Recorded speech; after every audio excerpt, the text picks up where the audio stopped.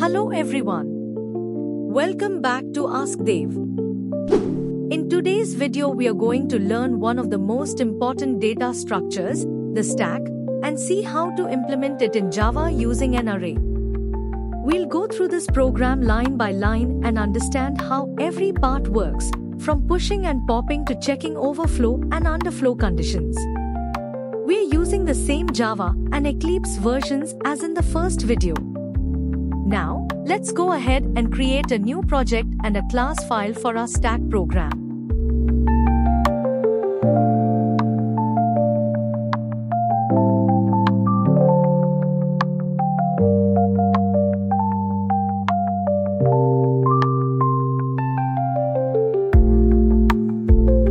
Alright, let's jump right into the code. The first line defines the package name, Pro1. Packages help us organize our classes logically, just like folders in a project. Next, we import the scanner class from java.util.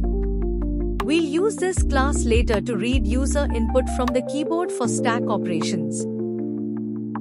Here, we begin our class declaration, public class stack. This class contains everything, our data, methods, and the main function that runs the program. We declare three important members here. First, max_size, a constant that defines the maximum number of elements our stack can hold, which is 10. Second, stack array, an integer array that actually stores the stack elements. And third one, top, an integer that keeps track of the topmost element in the stack. Initially, it's set to -1, which means the stack is empty. This is the constructor of the stack class. Whenever we create a new stack object, this constructor runs automatically.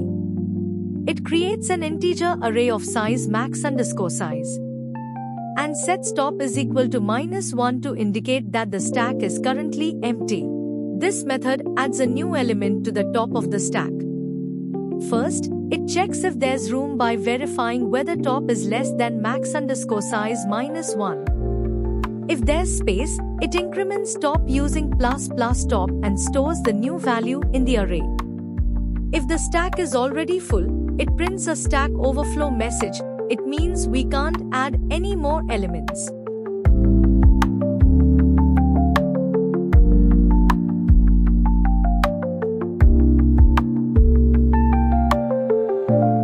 The pop method removes the top element from the stack. It first checks whether the stack is not empty, that is, if top is greater than or equal to 0. If true, it stores the top element in popped value, prints it, and then decreases the top index.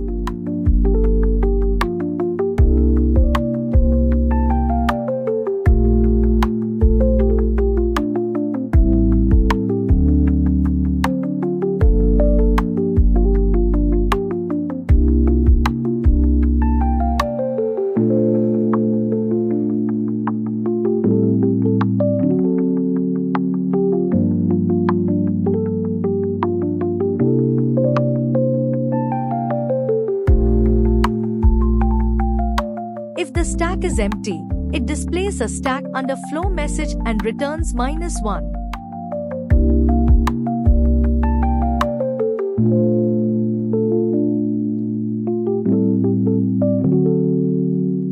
The peek method simply displays the top element without removing it.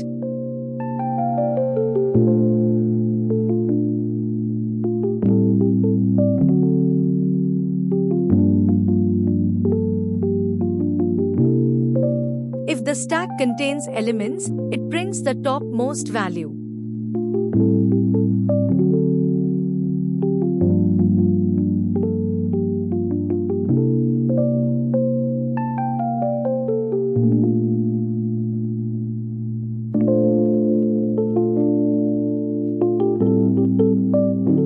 Otherwise, it displays a message indicating that the stack is empty.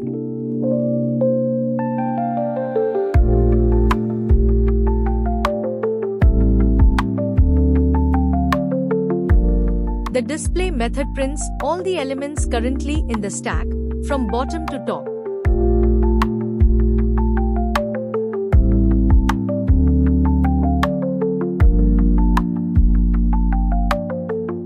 If the stack isn't empty, it loops from 0 to top and prints each element.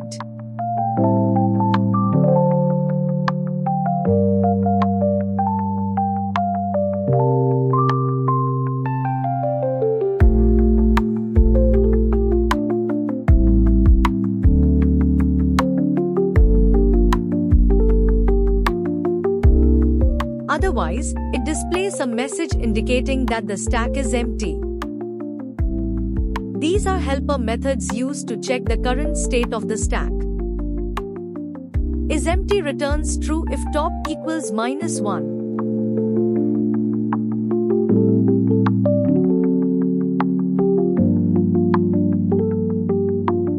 Is full returns true if top equals max_size -1.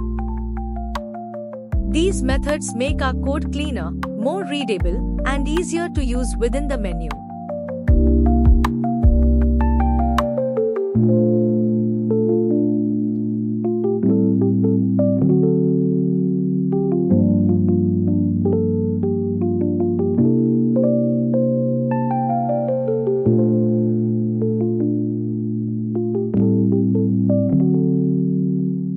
Here begins our main method, the entry point of the program. We create an object named stack from the stack class. Next, we create a scanner object to take input from the user. We also declare a variable called choice to store the user's menu selection. We use a do-while loop to display the menu repeatedly until the user chooses to exit. The menu provides the following options: push, pop, peek, display,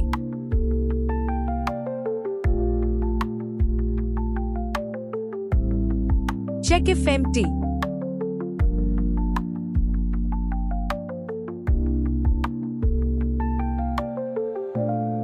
check if full,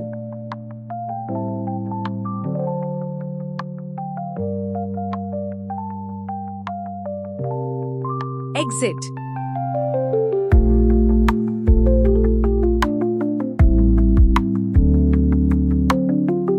After displaying the menu, we take the user's choice using scanner.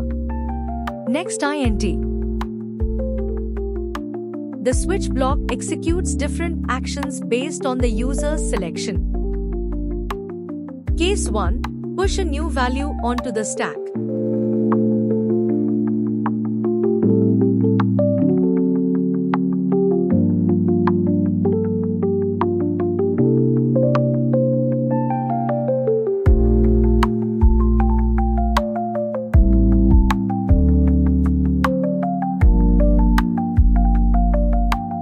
Case 2.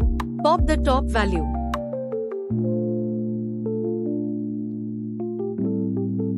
Case 3. Peek at the top value.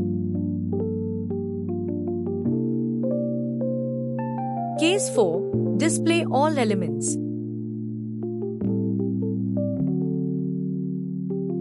Case 5. Check if the stack is empty.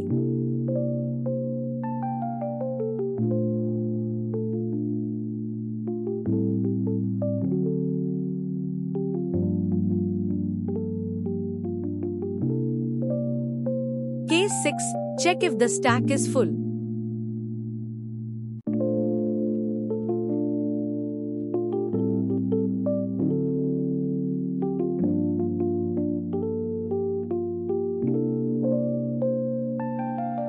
Case 0. Exit the program.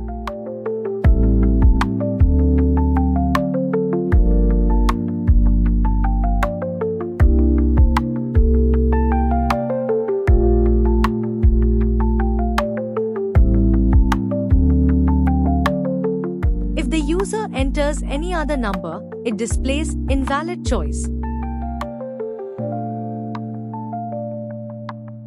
The do-while loop keeps running until the user enters 0.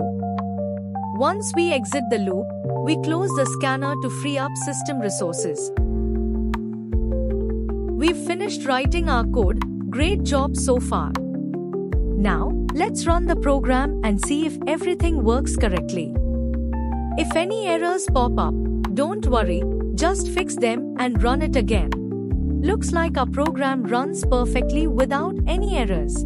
It now displays the stack menu with 7 options to choose from. Let's go ahead and test each operation one by one. Enter 1 to perform the push operation. Add at least 3 numbers to the stack.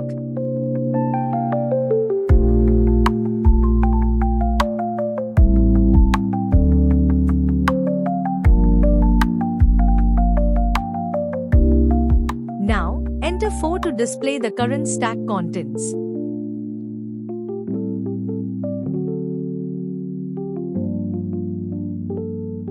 Enter 2 to pop the top element from the stack.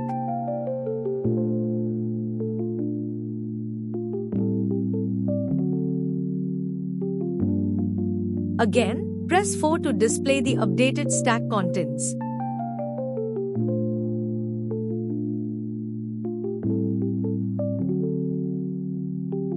Enter 3 to peek at the top element without removing it.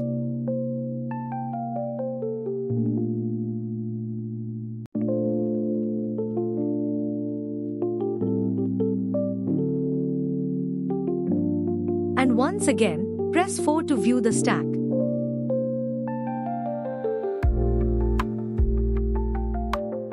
Enter 5 to check if the stack is empty.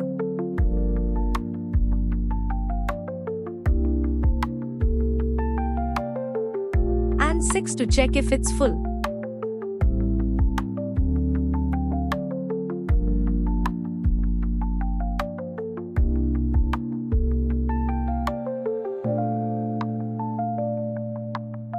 Finally, enter 0 to exit the program.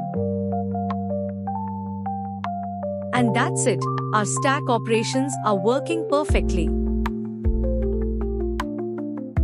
And that's it. We've successfully implemented and understood a stack in Java using arrays. You now know how to push and pop elements, check for overflow and underflow, manage stack operations interactively using a menu. If you found this explanation helpful, don't forget to like, share, and subscribe to Ask Dev for more Java programs. Thanks for watching. See you in the next video.